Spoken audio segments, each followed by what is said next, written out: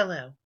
Today you'll be hearing about the impact of linguistics teaching strategies by Julie Roberts, where we will be focusing on phonology, pragmatics, and syntax. Strategy 1, we focus on phonology. Phonology deals with the relationships among sounds in speech. The activity I've chosen deals with rhyming words. Using rhyming words is a great way to get the students in the younger grades to recognize and understand word families and patterns within words. Below are some different activities and strategies that can be used. For reading, I would choose a grade level rhyming book and read it to the students. This could be a Dr. Seuss book like Green Eggs and Ham, or a book from the series Llama Llama. Children love those kinds of rhyming books. The students would have a copy of that said book for them to follow along as I was reading it.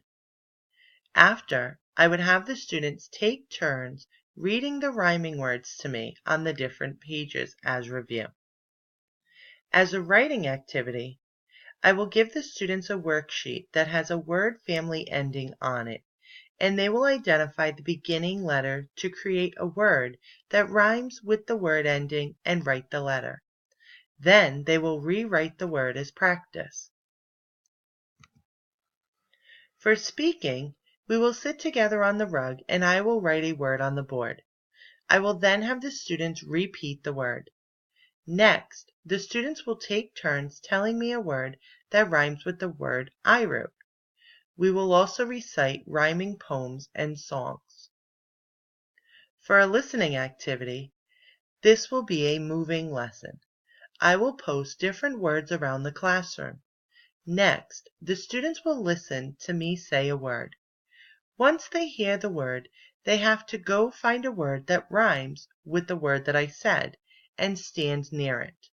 I will have several of these words with the same word ending displayed so the children will have a couple of choices for each ending.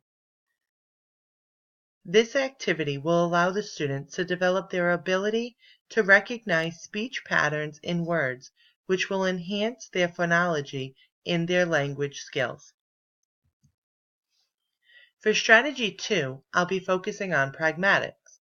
Pragmatics is the portion of linguistics that deals with language in use and how it is used. For this, I would do a student interview activity. Students take turns interviewing each other as a way to have them practice answering questions and being able to have a conversation while taking turns throughout the conversation. Cue cards with questions on them will be passed out to the students. The students will practice answering the questions that I've given them by themselves before they are paired up with another student. After a few minutes of practicing how they would answer these questions, I will pair them up with another student so that they can begin their interviews. Below are some of the different activities and strategies that can be used. For the reading portion, the students will have to read the question cards, first to themselves to practice so that they know how to answer questions, and then to their partner. For writing, the students will write down their partner's answers on a piece of paper as a reference sheet for when they talk about their partner to the class. Speaking, the students will answer the questions that their partners have asked them during the interview. After the interview process, each student will then tell the class about their partner. Listening, the student giving the interview will have to listen to their partner's answers. They will also have to listen to the questions being asked when they are interviewed. Lastly, the students will need to listen as their classmates are speaking about the interviews that they had given. This lesson will allow the students to strengthen their pragmatics of their language through conversations with a partner as well as the teacher. It will help them with organization, speaking, and proper formats of having a conversation, such as taking turns when speaking with someone. The last strategy I focus on is syntax. Syntax deals with the arrangement of words and phrases to create well-formed sentences. For this, I would do stretch a sentence activity. My students will complete an activity where they will stretch out sentences by answering the 5 W questions: who, what, where, when, and why.